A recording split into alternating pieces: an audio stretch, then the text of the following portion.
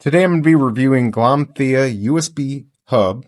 This is what it looks like here. It does have the C connection on the end right there.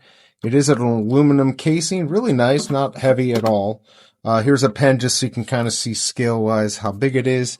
It's got everything you need right there. 2 HDMIs. It's got your PD power. It also has USB 3.0, and it also has one there. So 3 of those.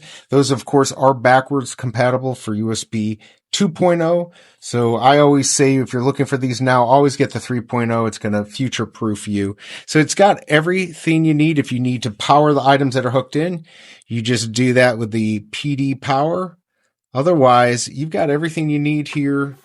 Pretty standard for these USB hubs. But one thing that I really like that I don't normally see, I don't know if this will come up in here, it is a braided cord, and I usually like these better than just the rubber cord. So it's something that a lot of companies don't do, and seeing that Glomtheia has added that, I think that adds a little bit more value to this. I hope this review helps, and I'll see you next time.